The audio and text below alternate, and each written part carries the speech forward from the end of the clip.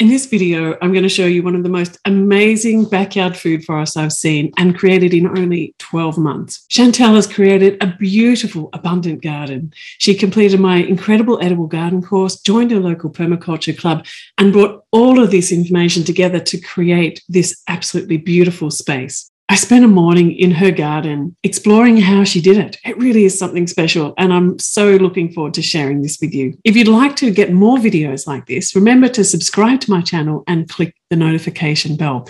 And if you'd like to find more information about the incredible edible garden, click the link below. So sit back and enjoy this tour of an amazing one-year-old food forest. I hope you enjoy it just as much as I did. Okay, let's go. Hi everyone, it's Morag from Our Permaculture Life, and I'm here in the garden of Chantal Tullier. And your garden is here in Pomona in Subtropical Queensland. And Chantal, I've known Chantal for quite a while in various things, from permaculture, Noosa to you also, have you done the incredible edible garden course? Yes, Yeah. So we're here in her beautiful garden. She's just had an open day for permaculture Noosa. And so we thought it'd be a beautiful idea to take a wander around, to be able to share this incredible garden that's 1 year old, which is going to blow your mind. And it's a food forest in the making. Yes. And so yeah, maybe just tell us, what was here before? All right, so when we came a year ago, 18 months ago now really, the whole garden was just gravel, because the lady prior who lived here before didn't like gardening, so she had the whole place totally covered in gravel with about 10 centimeter road base. So the preparation was enormous to get rid of all that. And approximately a year ago, when I started to the garden, we got some swales. So I've got two main swales here to catch the water, because the land is sloping a little bit. And I use that soil for the berms, because I had no soil. And I didn't want to import a lot of soil from outside, not knowing what you get these days.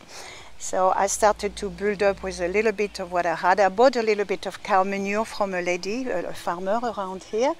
And then I bought a lot of mulch, a lot of bales, organic bales I got from another farmer.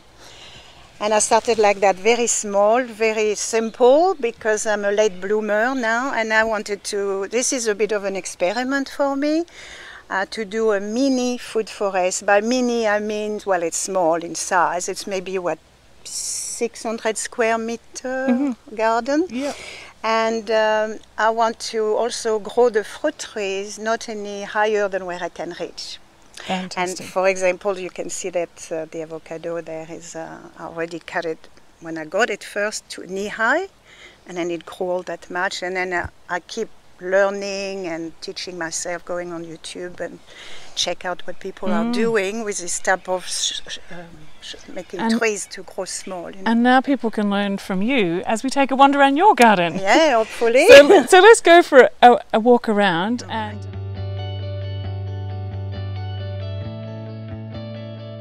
so this is an Queensland arrowroot here. As you can see, it's grown. I was given a little bulb, and it's grown exponentially. It's good because it's got a clumping habit. So, and I love the mulch which it produces. And I started to cook the bulbs, because you mentioned in one of your YouTube, Morag, that they made the mashed potato very creamy. So I tried, and indeed it works. It was really much creamier.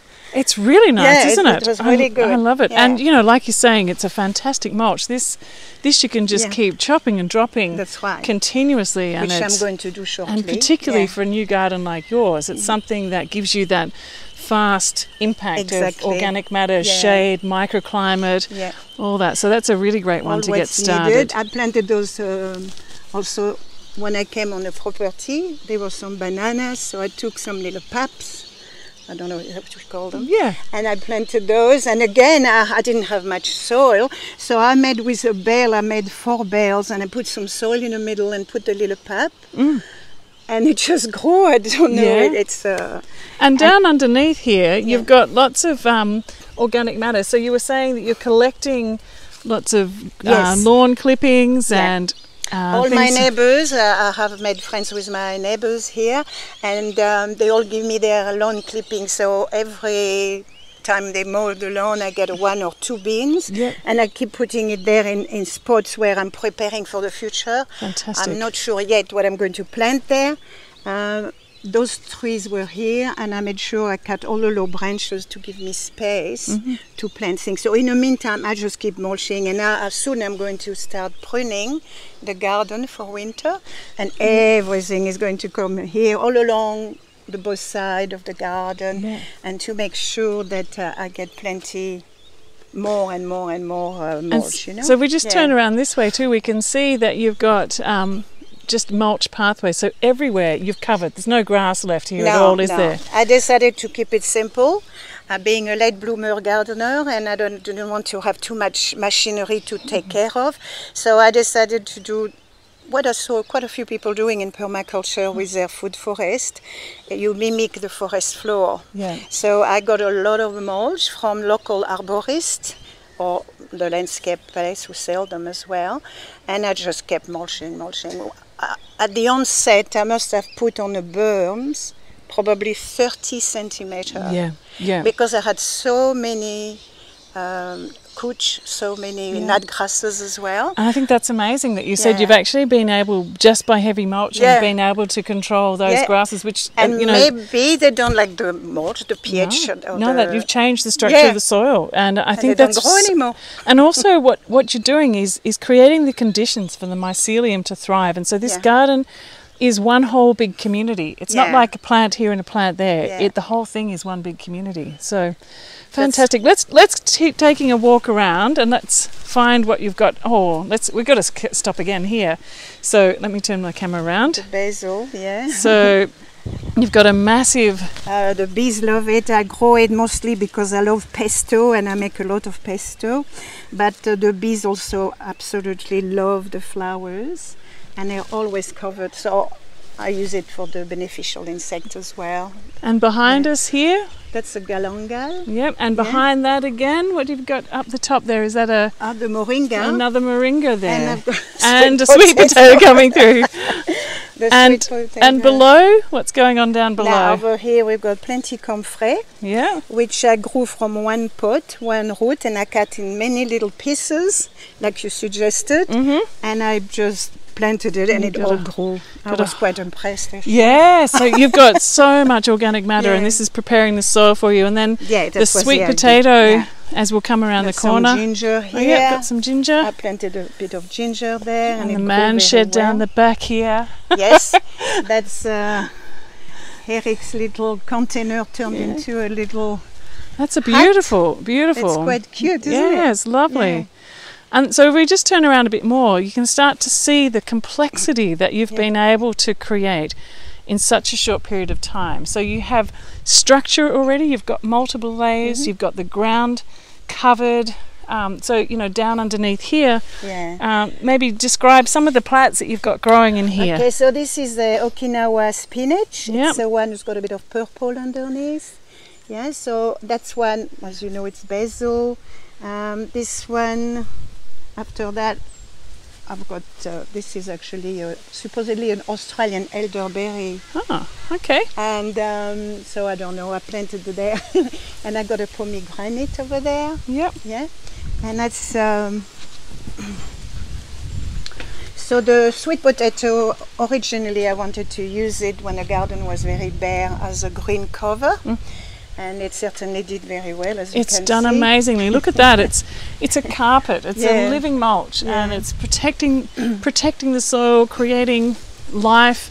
And also a huge amount of food. So you're saying that you actually eat these tips. That's right, yeah. I put them in my salad, especially the young leaves, like those little baby ones here. Yeah. And then, or else I take the little tip and mix them with my pesto, the basil, if I don't like it so strong. Yeah. And I can mix half and half or a quarter, whatever. Beautiful. Let's find our way into the pond in the middle. That looks beautiful. We're staying close because we're attached by a microphone. We have to going across a bridge. Whoops! So this is a little river bed when it rains so much. Let's turn around. Let's see that. Yeah.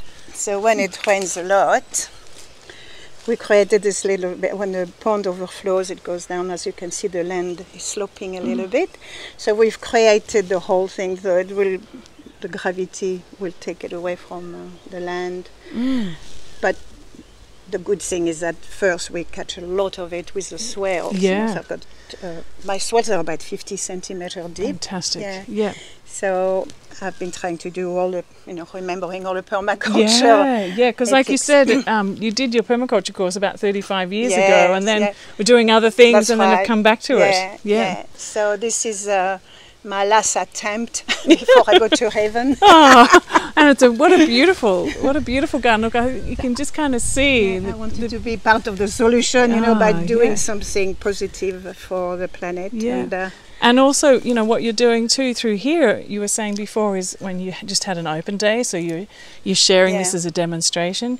You're taking cuttings and selling them through the Permaculture Noosa to raise money for that, and raising money. Yeah. All right. So let's keep going this way. Let's talk about what's going on in the fruit trees that you've got going on. So here, this is an avocado. When I bought the trees, I just cut them knee high, and then so they take off from the side, and then I believe each season I will cut probably half of it again until the tree grows to a certain height, and then I will maintain it at height so it doesn't grow to its full potential. Yeah. And then just in amongst, you've got all different sorts of herbs. You've got lemon verbena, comfrey. Yeah. What tansy, I had a lot of tansy over there. Yeah. And everything is gone. And the pineapple, is that pineapple sage? Yeah, pineapple sage. Yeah, beautiful. Yeah. And so you can see up the pathway, there's lots of different flowers and colours. There's the oranges, the reds, the yellows, the whites. It's like this purples, beautiful cottage garden feel, which kind of marries with the beautiful old Queenslander that you have. Yeah, that was the idea, to make a food forest, but still like a garden. You can still walk around and not totally wild, still controlled. So everything is sort of edible, medicinal, or improving the soil, or creating habitat, but has that beauty and it's like a garden. You can still walk around and feel like you're in a garden. And already in 12 to 18 months that you've been able to create this, it's just phenomenal. It shows what you can do in quite degraded soil. I started the garden last March. So it's really just 12 months. Yeah, 12 months, the garden. Yeah, because we had to first organize the berm, we had to build the platform for the tanks, get the tanks.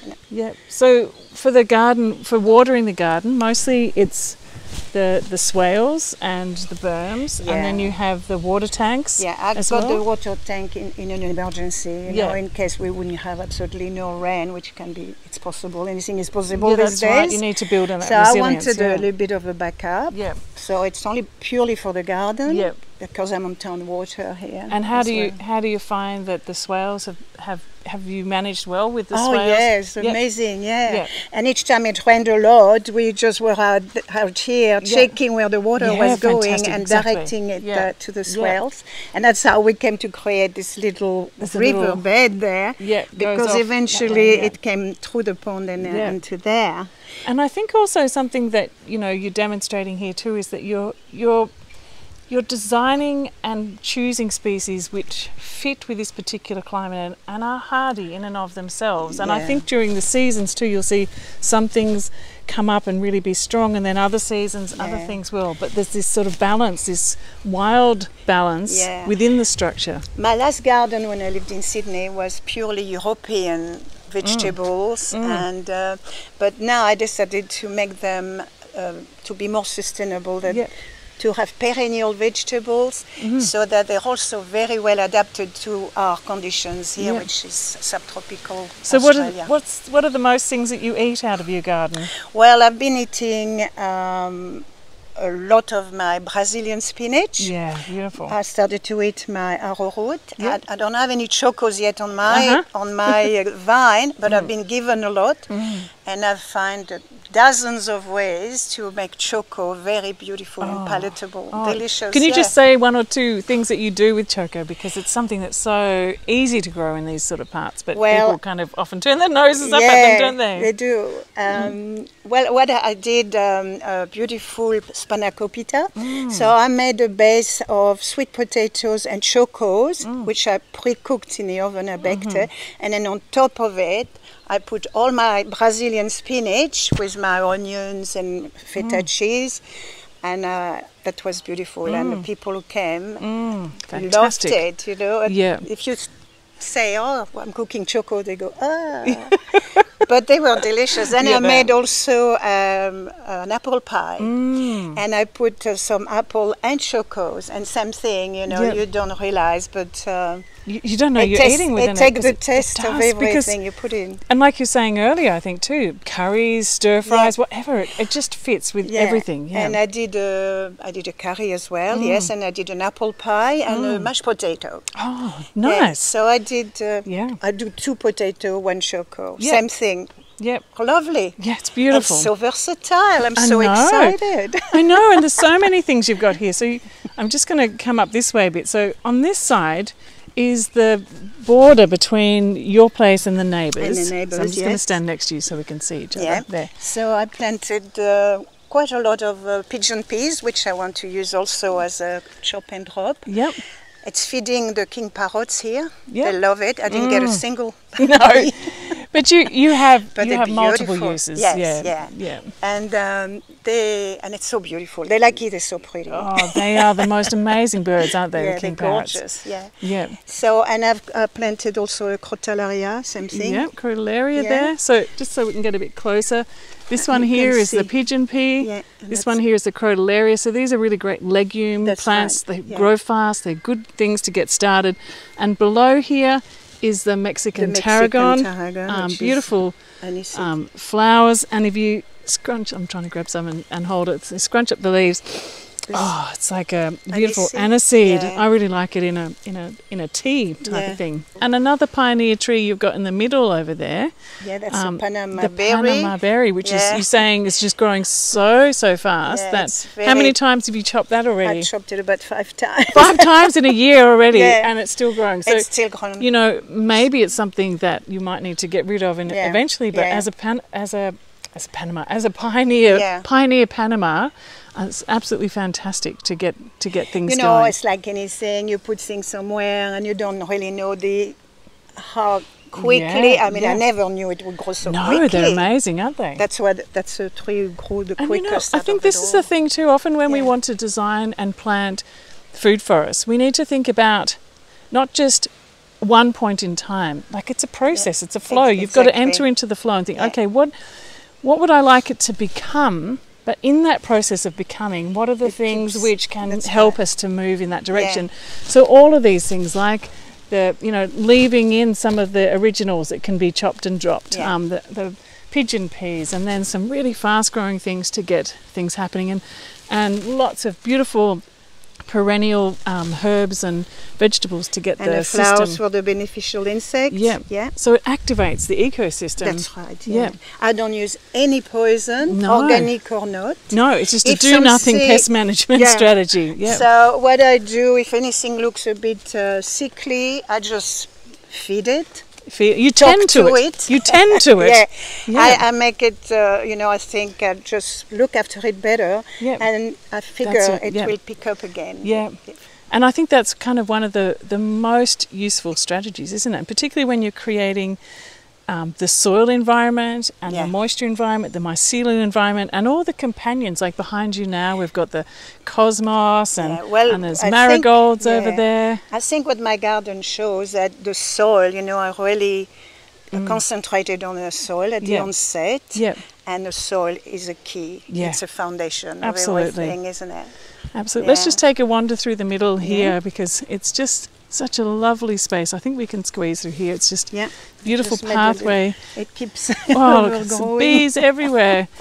Through the basils, underneath the Panama. Oh, it feels so soft underneath with all the... And we've come to our little pond here. Yeah. So tell me what you've got growing in your pond. Let's turn around. Well, in the pond I've got some that Vietnamese mint. I had some crepe. It's a little bit more of a pretty pond, you know, a decoration pond. But also I've got a lot of bees in summer who come and drink. They sit on those little Well, it'll be also really important for the lizards and the frogs and all I've got lots of frogs, native frogs. Actually, we've got an app. Oh, fantastic. You can have an app, record your frog and send them to an Australian association. And we do that occasionally, so it's a way of that association to find out where the frogs are and like what citizen they science. are. Yeah. Fantastic. Oh, brilliant. So they're mapping the whole Australia to see where the frogs are. Oh, fantastic. And is there anything else that you wanted to point out? Well, the cranberry, I love the cranberry. Oh, the beautiful hibiscus purple. Cranberry. Yeah, there we are. That, I make a lot of tea with it, with the older leaves. Yeah, nice. And with a new shoot, the new ones, I put it in my salad as well. Beautiful. So that's something I eat as well. Yeah. And I'm teaching myself how to eat more and more. I think that's a key, isn't it? It's really about being willing to try something different and explore and to swap out something. That's right. Instead of using standard spinach, what are all the other greens that we could use? Yeah, those Brazilian spinach. I get a little cat, you know, I've just planted the whole line on the other side and it just grows. Yeah, so one little snip. So prolific. That's it. And that's with so many of these plants. There's a few things you've got here too in pots. That's Gota Kola. Let me just turn around as well. In a pot. Gota Kola in a pot. Kola, which I also put in our salad. Yeah. And what have you got in pots over this side? Oh, here they just actually volunteer, so I just left them in place. I've got a tomato grow on itself by itself. Yeah. And I've got a lime, Tahitian lime here. I didn't know where to put it anymore. Oh. So I've got a Tahitian lime there. Yeah. I'm going to let it grow. Oh, nice. Up here. So you can train it up along the edge. That's what I want to do. And then those trellis, which are very sturdy, will have choco, passion fruit. And, is that a loofah over on the other side? Can we walk over to this? There, So these are the two tanks that have been established to collect water off the roof, particularly for the gardens. And we can see the beautiful trellis that Eric's made. Yeah, and behind us there, you can see the loofah starting to grow. Yeah. And on this one here, you've got some...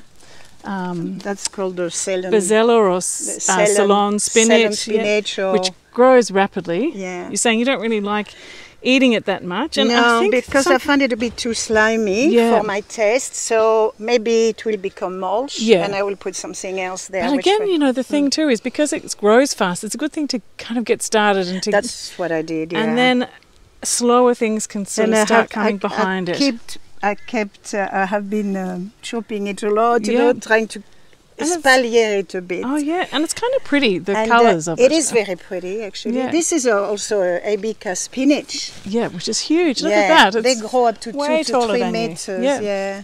And that's also a very good mulch plant because, again, I find it very slimy to eat. Yeah. Although I must say once I tried to pre-cook it without chopping it. Oh, okay. And it was all right. So I might give it a few other tries. Try some other recipes. Try some more. And you've got below here a pot. What have you got growing in this pot? Oh, yeah, we made this concrete pot.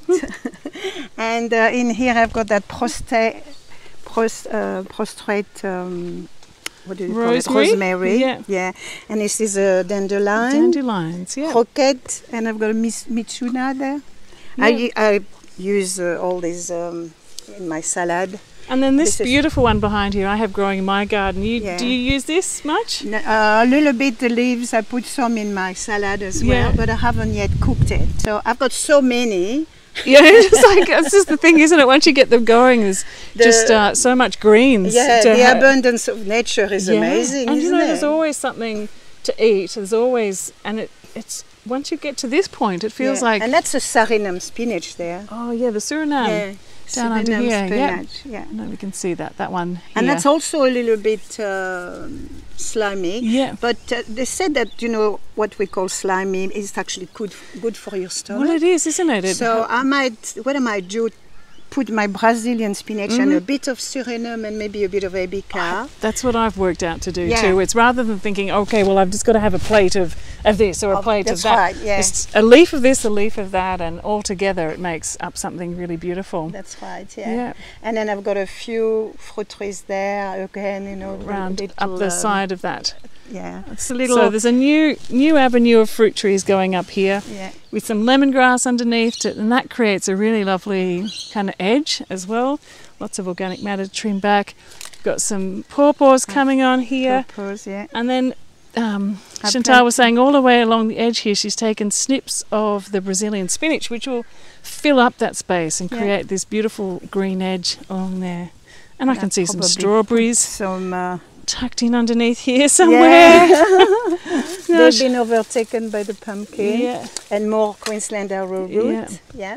And so I think the thing is, once you get to this point, isn't it? It's really about managing the abundance and then finding gaps where you might be able to put some extra diversity in. But you've got so much structure here. It's a lot of beautiful. Observation. You know, every morning, the first thing I do in the morning, I come into the garden and you get the feel. Where you want to plant what you want there, and so slowly, it's kind of training your intuition with your plants. Yeah, you know? That's right. The plants are teaching you what needs to happen that's next. Right. Yeah, so it's absolutely beautiful. That's a black sapoti. Oh, a friend of mine bought me a black sapoti. So I've got 34 trees in the garden. Oh my gosh! But at the moment, because everything has grown so prolifically, you don't see a lot of the trees because they're small, because I cut them short. But after this season, when I prune this now in winter, I'll probably start to see the trees coming. Yeah. So it'd be great to be able to come back in a couple of years and see the change. That's right. So like a 12-month food forest, a 2-year food forest, a 5-year food forest. Fantastic. So it's work in progress. Yeah. I'm learning every day as I go along. And I think that's the thing, is like we're always learning, because every garden's different and every garden's in relationship with its soil, with its microclimates, and with the family of trees and plants that you put in. And you're changing tastes, or someone might come along with an amazing new plant that you'd not seen before. That's right. I need to find a spot for that one in here somewhere. I mean, at the onset, you want to plant everything. Yeah, that's right. And then you sort of think, I don't really use that one. Maybe I need the space for something else, and find new. You grow with it, you know. Yeah, that's right. Yeah. And I think what you said before is about really rethinking about what you eat as well. So the garden. What is the garden which thrives with abundance, and then how can you then change your diet to fit with that, rather than trying to force something that's a battle? That's right.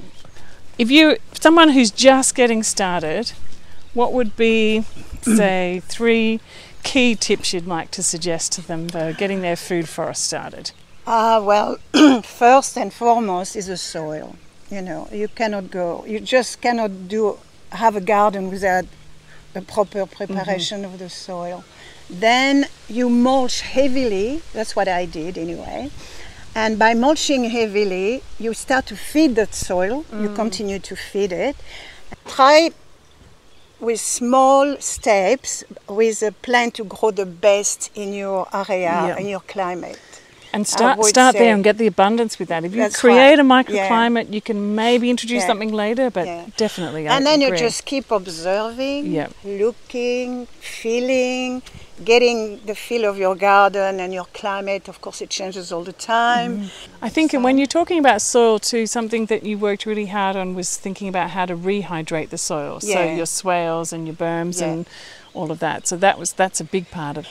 I'm really surprised that what I planted grew so beautifully and just prolific in just a few months. And I can only put it down to the health of my soil, because I had read quite a bit about it. You mentioned it in your videos. I heard a lot about it, and I said, of course, I'm not in the PDC, that's the first thing you learn. you must have a healthy soil, and then at least everything you put in there will grow. Yes, that's right. Well, thank you so much for sharing your beautiful garden with us. It's been an absolute pleasure to spend this time walking around discovering all the diversity that you've been able to create in what is really a very short space of time. Yeah, I'm quite amazed. Yeah. With myself. Yeah, so thank you so much. Thank you very much, Morag, for coming. I've really enjoyed your company, and let's make more gardens. Yeah, let's make more gardens, indeed. I hope you enjoyed this tour of Chantal's food forest. Isn't it amazing? I really like the way that she focused so much on building the soil first, really enlivening the soil and making sure that all the moisture that landed on her garden was sunk into the soil and held there. I mean, that's why in our Incredible Edible Garden course, we focus so much in the beginnings on creating that beautiful, thriving soil system. So if you'd like to learn how to do this too, check out the Incredible Edible Garden course. It's 6 modules, it's self-paced, it's online, you can start anytime, and you can keep the course as long as you need it. So the link's down below, and I hope to see you again next time. Remember to subscribe. Bye.